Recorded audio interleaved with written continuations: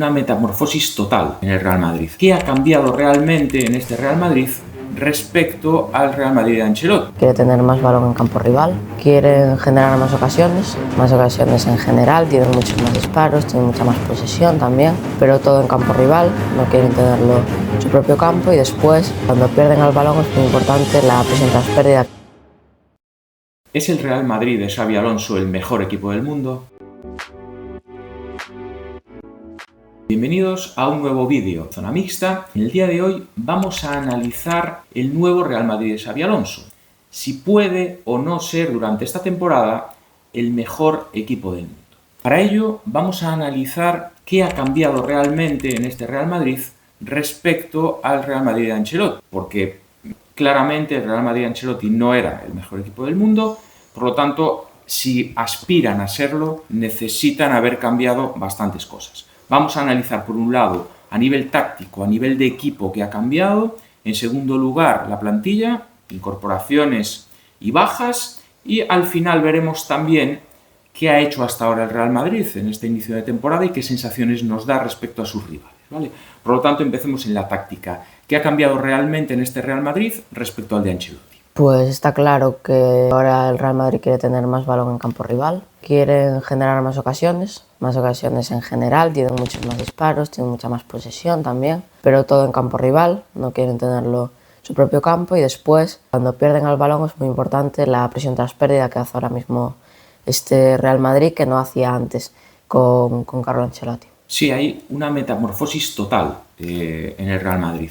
Estos primeros 3 partidos, porque es verdad que en el Mundial había tenido muy poco tiempo para poder trabajar con el equipo, se veían cambios, pero el rendimiento no fue todo lo bueno que se esperaba, pero bueno, la verdad es que es una metamorfosis total. El Real Madrid pasa a jugar en campo rival, cosa que no hacía desde hacía muchos años, ¿no?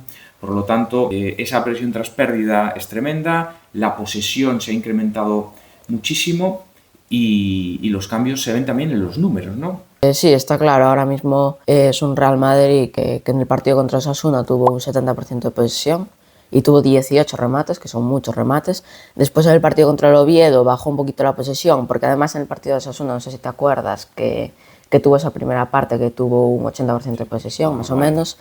En el partido contra el Oviedo tuvo un 65% de posesión casi, pero muchos más disparos, 26 disparos. Y ahora en el partido contra el Mallorca se le complicó más, vimos que se adelantó el Mallorca con un gol de Muriqui, le costó entrar el partido al Madrid, pero aún así tuvo casi un 60% de posesión y 17 remates, que está bastante bien. No, sí, la parte táctica ha cambiado y además los resultados parecen ser buenos, ¿no? Lo que sí es verdad es que se especulaba mucho en la llegada de Xabi Alonso con un cambio de sistema, con esos 2 carrileros que jugaban habitualmente con Xabi Alonso en el Leverkusen, ¿no? Y no lo hemos visto más que en algún trozo de partido del Mundialito de Clubes, o del Mundial de Clubes, pero en el principio de temporada no se vio, ¿no? No, en estos 3 partidos aún no vimos ese esquema con el que jugaba con el Bayer Leverkusen, porque el esquema era claramente 3 centrales, 2 carrileros, después 2 pivotes, 2 mediapuntas y un punta. ¿Y crees que lo veremos? ¿Crees que es posible que con Trent por un lado, con Carreras por otro, bueno, incluso Carvajal también por la derecha, puede que juegue algo, podríamos llegar a jugar con carrileros o no? Yo creo que se debe más a los mediapuntas, no tanto a los carrileros, porque de carrileros Trent puede jugar claramente porque es un jugador que ofensivamente puede jugar claramente y Carreras también, pero yo creo que va más por los mediapuntas, por el tema de que Vini, que va a jugar casi seguro, no es mediapunta y no haría bien la función. Además, los mediapuntas con Xabi Alonso no se abrían tanto como los extremos, eran mediapuntas casi puros, sí que es verdad que cogía un poco de banda, pero eran mediapuntas casi puros. Y yo creo que se debe más a los mediapuntas, que no tienen tanto aspecto de mediapunta como no los carrileros, que sí que lo tienen este Real Madrid. Ya, sí, bueno, otra de las cosas que han cambiado en este Real Madrid de Xabi Alonso, bajo mi punto de vista, bajo mi opinión, para bien, que no pasaba con Ancelotti, se demuestra perfectamente también en la suplencia de Vinicius del último partido. Con Ancelotti era, lo único que hacía era pasarles la mano por encima de la cabeza a los jugadores y decirles lo guapos que eran todo el día, ¿no? Ahora ya la tontería esa de Vini, de que le llaman el negro en todos los partidos, tal, todas esas tonterías parece que pasan a un plano secundario y que el que no corre no juega. No, está claro que con Xabi Alonso es muy importante presionar sin balón. Es importante con balón, pero es importante sin balón estar ahí, presionar. Y está claro que Vini aún no se lo tiene todo aplicado y es al que más le cuesta, claramente. Y Rodrigo tampoco es el mejor para eso, entonces tiene que seguir buscando ahí Xabi Alonso que mejore esa faceta tanto Vini como Rodrigo, porque son dos jugadores muy buenos, pero que si en el aspecto defensivo no ayudan, yo creo que deberían hasta ser suplentes. Sí, estoy de acuerdo. Pero de hecho lo fueron, quiero decir, es que el cambio es tan radical que Xabi Alonso llega, se impone en el vestuario y dos jugadores intocables, Rodrigo pasó totalmente a la sombra, sin jugar prácticamente nada, y Vinicius se encontró de golpe con una suplencia en un partido sin explicación alguna, y de hecho Xabi Alonso en la rueda de prensa posterior al partido, tras la pregunta de por qué había sido suplente Vinicius, dijo que era una decisión táctica, que era lo mejor para el equipo, no que Vinicius tuviese ningún problema ni nada parecido, ¿no? Por lo tanto, y en resumen, en la parte de qué cambia en el equipo, en la base del equipo, bajo mi opinión, cambia para mejor. Dejamos un entrenador que dejaba mucha libertad a los jugadores, a pasar a un entrenador pues, que quiere hacer un equipo mucho más de autor, mucho más donde los jugadores hagan lo que él quiere y que es capaz de hacerlo de forma reconocible, además ya en los primeros partidos. Es un Real Madrid que también vemos mucho mejor cómo van a la presión todos, cómo no van partidos, porque antes era un Real Madrid que se notaba mucho la diferencia entre mediocentros, mediapuntas y extremos, porque los del medio del campo apretaban y los extremos no. Los extremos tenían total libertad para solo atacar y los mediocentros solo tenían que defender y en la fase de ataque sacar el balón de atrás, porque le costaba al Madrid sacar el balón de atrás. Y la verdad es que se ve un cambio muy claro y eso que dices de que Xabi Alonso está empezando ya a imponer su juego y que da igual quién seas, como te llames, seas Vini, seas Rodrigo, que te va a dejar en el banquillo si no haces las cosas bien. No, sí, y se nota mucho lo que decías del equipo partido y de ese cambio de pasar a jugar en el campo rival en Jude Bellingham, ¿no? Que todavía no ha podido jugar en esta temporada con Xabi Alonso, pues está lesionado, pero el año pasado era un jugador que daba pena verlo, es decir, le veías la cara y estaba siempre reventado, siempre cansado, porque como era un jugador que jugaba de enganche, tenía un recorrido enorme, jugaban pues desde su defensa hasta desde el área del Real Madrid al área rival, era una barbaridad y bueno, por eso nos costaba tanto con equipos que tenían un sistema con más presión tras pérdida y con jugadores pues, que se sacrificaban más por el equipo al final, que es eso, que se apretaron o no apretaron. Bueno, pues analicemos entonces ahora la plantilla. Para ser el mejor equipo del mundo también tendrá que haber mejorado la plantilla. Vamos a analizar primero qué ha salido, porque es lo más rápido y es muy fácil, porque las salidas, hago un poco de spoiler, pero han sido pocas y no afectan demasiado. Y después vemos realmente qué hemos fichado y analizarlos un poco. Pues la única salida que ha salido por dinero ha sido la de Álvaro Rodríguez, que estaba cedido el año pasado y este año ha vuelto al equipo y lo ha vendido al Elche por 2 millones. Después han salido libres tanto Luka Modric, Lucas Vázquez, Reinier y Vallejo, y ha salido por cesión Mario Martín, que el año pasado también estaba cedido en el Valladolid y ahora sale cedido al Getafe de Bordalás.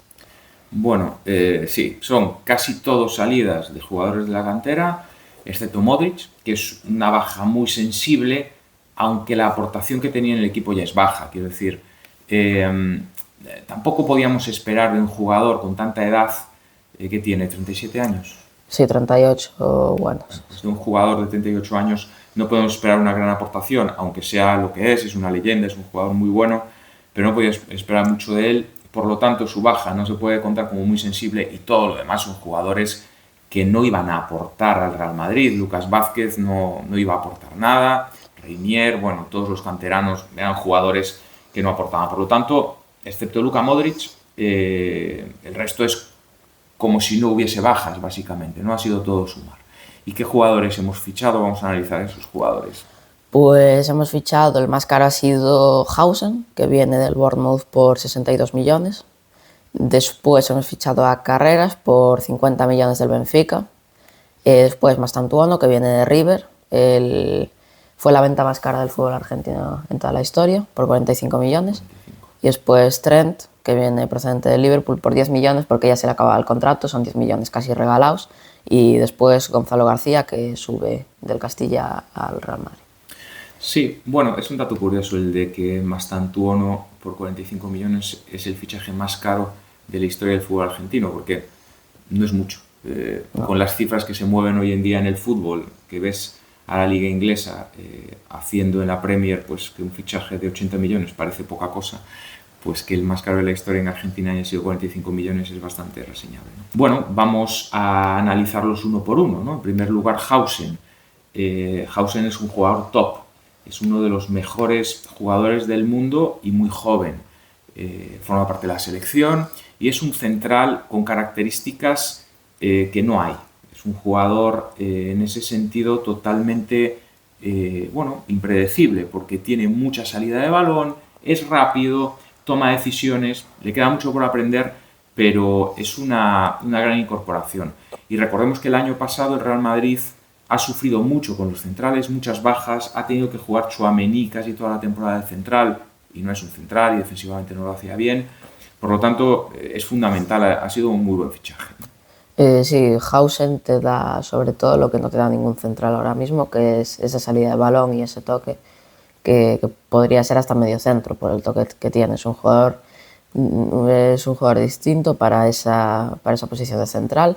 Además es un jugador muy corpulento que te puede recorrer muchos metros y creo que le va a aportar mucho al Madrid. Creo que también Xabi Alonso no puede hacer esa defensa de tres por el tema de que a gran nivel, a nivel top, ahora mismo solo están Hausen y Militao, porque Rüdiger la verdad es que tiene un toque de balón pésimo y aunque tuviéramos a Rüdiger ahí no tendríamos ningún cambio, porque Asensio venía a hacerlo muy mal.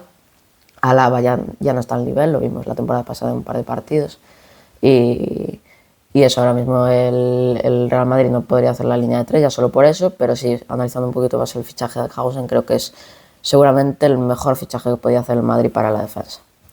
Sí, estoy totalmente de acuerdo. Bueno, hablando de centrales, es verdad, tuvimos problemas el año pasado, aunque se incorpora ahora Militao, sigue habiendo problemas y más si quieres meter a tres. El tema Rüdiger, estoy totalmente de acuerdo. A mí Rüdiger me gusta por lo que transmite, es un jugador muy comprometido, es un jugador pues, que siempre está alegre, bueno, transmite cosas muy positivas, pero con el balón es un jugador duro de ver, la verdad es que sí, ¿no? Y si quieres hacer una línea de tres, pues necesitas gente que con balón pueda jugar, ¿no? Bueno, el otro fichaje así llamativo que hicimos ha sido el de Carreras, un jugador prácticamente desconocido, ¿no? Que a nivel de redes se conocía por haber hecho el año pasado un buen partido contra el Barça y robarle unos cuantos balones a Lamine Yamal, ¿no? Mucho TikTok y mucho short, mucho hype alrededor de esos robos de balón y bueno, el Real Madrid lo ficha para el lateral. Esperemos que cuando se enfrente al Barça pues sea capaz de secarlo, ¿no? Pero bueno, un jugador que le costó llegar al máximo nivel, estuvo curiosamente en la cantera del Depor, ¿no? Igual que tú, y pasó pues eso, del Racing de Ferrol al Depor, al Real Madrid, pero luego se tuvo que ir del Real Madrid, estuvo en Portugal y ahora consigue volver otra vez al Real Madrid y la verdad es que el nivel en los primeros partidos fue bastante bueno. Sí, se adaptó muy bien, está ahora mismo a un nivel muy bueno. La posición de lateral izquierdo lleva años faltándonos mucho por el tema de que estaba Mendy pero al final nunca estaba. Fran García claramente no es nivel Real Madrid y la verdad es que Carreras nos va a dar mucho por el tema de que es un jugador que físicamente está bien y con balón parecía que iba a ser algo peor, pero la verdad es que también es un jugador que decide muy bien, sabe cuándo subir y sabe cuándo bajar y creo que es un jugador que le va a aportar mucho a este Madrid de Xabi Alonso. Sí, estoy totalmente de acuerdo. Y otro de los fichajes de renombre, el de más renombre de todos, el que tiene más recorrido, el que tiene una mayor experiencia es Trent Alexander-Arnold. lateral derecho que viene del todopoderoso Liverpool, que el año pasado en la Premier arrolló, que en Champions se fue a penaltis, dando la sensación de que pudo haber hecho la temporada perfecta, y con un Trent, bueno, corrígeme si me equivoco, pero que era bastante titular en este equipo, ¿no?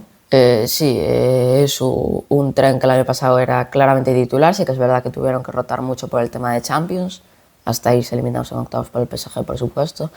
Pero estamos hablando de un Trent que el año pasado era uno de los mejores laterales derechos del mundo, y este año para mí se está infravalorando bastante. Sí que es verdad que el año pasado se estaba disputando bastante el puesto con Conor Bradley, el lateral irlandés del Liverpool, pero para mí estamos hablando de un jugador que si lo fichas por 10 millones aún se tiene que adaptar. Está claro que es un jugador además que defensivamente no es el lateral más top del mundo, pero tiene un toque de balón muy bueno. Ya lo vimos en el último partido contra el Mallorca, que le da un par de pases a Mbappé, que sí que es verdad que al final están fuera de juego, pero estamos hablando de un lateral que tiene muy buen toque de balón, y normalmente los laterales no suelen tener ese toque, pero sí que es verdad que el toque que tiene no lo tiene tanto en aspecto defensivo. ¿Y qué edad tiene? 26, tiene 26. Bueno, es un muy buen fichaje. La verdad es que a nivel de su experiencia, del rendimiento que se le espera, es un fichaje de esos que te puedes permitir cuando eres el Real Madrid, ¿no? Cuando eres un equipo top y los jugadores quieren ir a ese equipo, ¿no? Bueno, el último de los fichajes como tal, es el de Mastantuono. Un jugador muy joven que no pudo venir hasta cumplir los 18 por temas legales. Llegó justo a los 18. En el primer partido, llevando 2 entrenamientos, ya jugó varios minutos. Desde entonces es titular. La primera vez que escuchamos hablar de él, pues miro vídeos en YouTube, tal, escuchamos hablar de que es tan bueno como Lamine Yamal, que sí es mejor que Lamine, ¿no? Y tal. Bueno, es muy comparable por la edad, es un poquito más joven que Lamine, pero meses. Pero futbolísticamente no. Con balón es peor que Lamine, está claro, bastante peor, pero tiene una buena perspectiva de futuro, ¿no? A mí me sorprendió mucho. Yo pensé que iba a ser peor, que iba a jugar peor, porque viendo partidos, viendo el típico recorte de YouTube en el que ves cada vez que toca el balón en un partido, bueno, me parecía que con balón era flojo. Pero es verdad que eso lo suple con actitud, con físico. Es un jugador que recupera muchísimos balones para ser extremo, muchísimos. No sé, ¿cómo lo ves tú?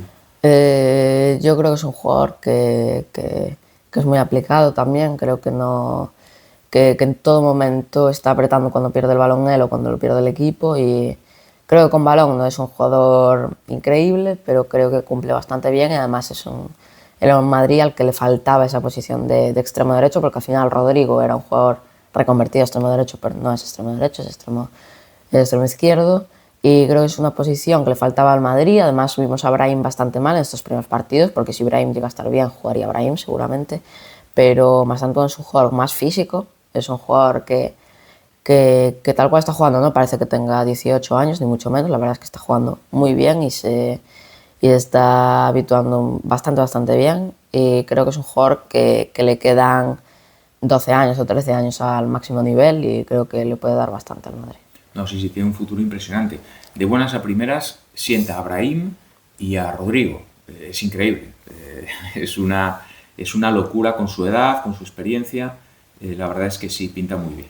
Y por último, el último fichaje, que no es un fichaje, pero es una incorporación de la cantera, es Gonzalo, que apareció en el Mundial de Clubes. Fue una gran sorpresa, un jugador que metió muchos goles en el Mundial de Clubes y que con balón no hace milagros, o sea, es más bien malo. La verdad es que en el trato con balón es el peor del Real Madrid en la línea de arriba con diferencia. Es un jugador mediocre, pero tiene gol, tiene ganas, tiene físico, y es el primer jugador de ataque con un poco de sentido que saca el Real Madrid de la cantera en la última década. No sé, yo no recuerdo ya un jugador que pintase algo bien, porque bueno, si vamos a hablar de Jesse, por ejemplo, pues es que hay casos que son absurdos, ¿no?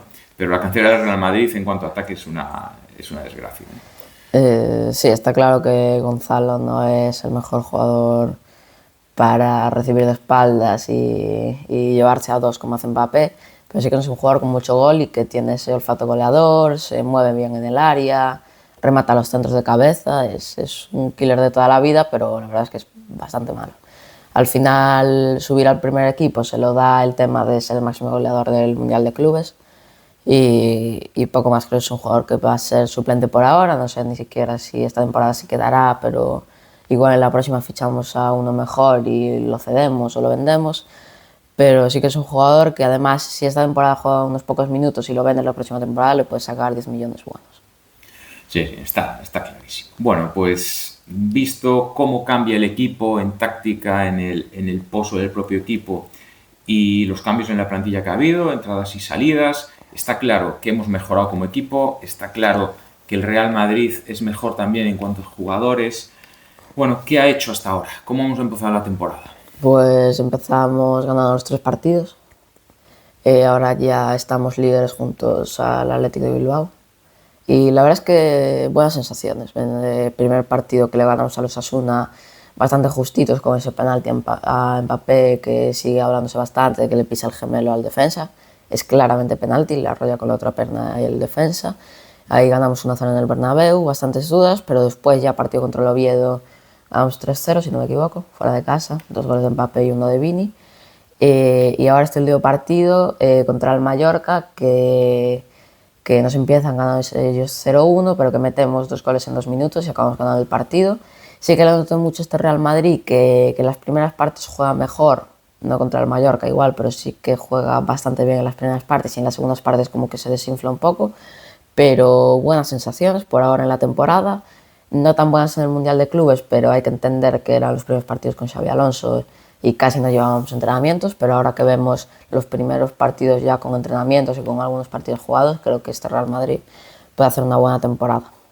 Sí, a mí me gustó, lo que veo me gusta, me parece un equipo más hecho, un equipo más sólido, ganó 3 partidos de 3, es verdad que no de manera exuberante, no metió 3 veces 5-0, no hizo grandes alardes, no tuvo muchísimas ocasiones, pero es un Real Madrid que da la sensación de que de manera sólida va a ganar partidos, que no se le van a enquistar de forma recurrente partidos fuera de casa contra rivales pequeños. Es un Real Madrid con mucha posesión, que te aprieta con el balón en campo rival, bueno, que juega un fútbol más moderno, ¿no? Y menos de estar esperando a la contra, como hacía con Ancelotti, y al final si se te encierran, pues no hay contra y no llega nunca, ¿no? Que es un poco lo que le pasaba. ¿Cuáles son los máximos rivales este año del Real Madrid? Porque yo creo que sí aspira a ganarlo todo, pero claro, depende de lo que hagan los rivales, ¿no? Está claro que este año el Barça, como siempre, tanto en Liga como en Champions. En Liga estamos hablando de que solo va a ser el Barça, porque al final el Atlético de Madrid ya se ha caído y tanto Atlético de Bilbao y Villarreal son 2 equipos fuertes ahora mismo, pero que no van a competir la Liga, como todos los años. Y a niveles de Champions y no tanto de copas nacionales y eso, los rivales más duros van a ser PSG, que el año pasado ganó, después va a ser el propio Bayern de Múnich. La Liga Italiana yo este año no la veo fuerte, no creo que haya ningún equipo que va a llegar ni a semifinales de Champions. Este año el Inter cambió de entrenador y no me gustó el Inter de Milán en el Mundial de Clubes. Y la verdad es que la Juve ya llevaba muchos años mal y eso, así que de la Liga Italiana poca cosa. Y después sí que de la Premier, pues lo que se espera todos los años, que son equipos muy competitivos, después de haber gastado 400 millones en fichajes. Se espera este año también los del Liverpool se esperan ganarlo todo también, después de todos los fichajes. El Arsenal también viene fuerte con un par de fichajes. El City nunca se sabe lo que puede pasar, empezó mala temporada, pero bueno, es Guardiola, nunca se sabe lo que puede pasar. Y el Chelsea, que viene a ganarle el Mundial de Clubes al PSG y muy rotundamente 3-0 con un Palmer estelar, que por ahora está lesionado, creo que no llega para los primeros partidos de Champions, por ahí va a andar. Y después está el Tottenham, que ya está un nivel por debajo, pero le compitió bastante bien la final de la Supercopa de Europa al PSG. Sí, está claro. Yo, de los equipos que se suponen top, que son el Barça, el PSG, el Liverpool, bueno, y luego también el Arsenal, el Chelsea por ser el campeón del mundo, ¿no? Y Bayern de Múnich. Y Bayern de Múnich también. Los tres que han empezado mejor son el Real Madrid, el Liverpool y Bayern de Múnich. De momento han empezado la temporada a un nivel muy alto. Los más favoritos a priori son el Barça y el PSG. El Barça no empezó demasiado bien. Lamine Yamal en el último partido, yo creo que lo comentaremos en posteriores vídeos, hizo para mí el peor partido desde que es profesional. Hizo un partido bastante mediocre. Es verdad que provocó un penalti y metió gol, pero un penalti que no era. Por lo tanto, bueno, como si no lo hiciera en realidad, hizo un partido malo. No, desde luego no de mejor jugador del mundo. Y el Barça, si no tiene a Lamine, no tiene un gran equipo. Por lo tanto, cuidado con eso. Yo no he visto bien al Barça este inicio de temporada. Y el PSG es un gran equipo, pero en la final del Mundial demostró que no es imbatible y en la Supercopa contra el Tottenham sufrió muchísimo y no mereció ganar. Por lo tanto, debilidad también en él. Los dos máximos favoritos no parecen estar en un gran momento. El Real Madrid sí empezó bien. Bueno, a mí me parece esperanzadora esta temporada, mucho.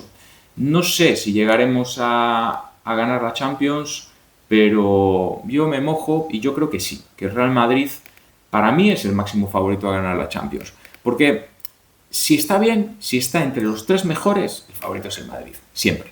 Por historia y porque el Madrid la Champions no la juega, la gana. Entonces, para mí es el favorito, claro, ¿no? ¿Tú qué opinas?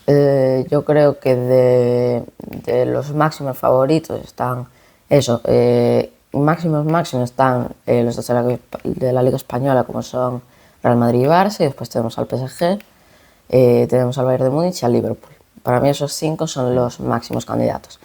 El Barça para mí no viene bien. El PSG este año no lo tomaríamos casi ni por candidato top si no fuera porque el año pasado gana la Champions, pero sí que es verdad que el año pasado no queda entre los 8 primeros, además casi no se clasifica para esos 16avos de Champions y en octavos casi queda eliminado contra el Liverpool y no lo tendríamos nada en cuenta. Viene de perder 3-0 contra el Chelsea, viene de ir 2-0 perdiendo contra el Tottenham y empatarle 2-2 y ganarle en la tanda de penalti, así que yo el PSG este año no lo doy como favorito. Después el Bayern de Múnich viene bien, pero al final casi nunca acaba ganando la Champions. La ganó una vez de las últimas 10, más o menos. Y te queda entre Real Madrid y Liverpool. Y la verdad es que para mí el Liverpool viene fuerte, pero sí que es verdad que empezó bastante mal la temporada en términos de, no tanto de puntos, sino de juego, de ir empatando en los últimos minutos. Primer partido contra el Bournemouth, van 2-2 en el minuto 85. Después, siguiente partido contra el Newcastle, van 2-2 en el minuto 95.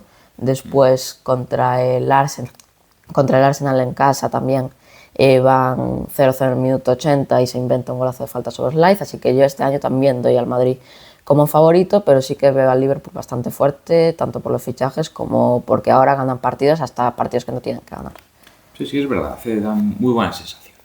Bueno, pues hasta aquí el vídeo de hoy. Los que hayáis llegado hasta aquí, hasta el final del vídeo, muchas gracias. Si os ha gustado, dadme un like, suscribiros para no perderos los siguientes vídeos y hasta la próxima.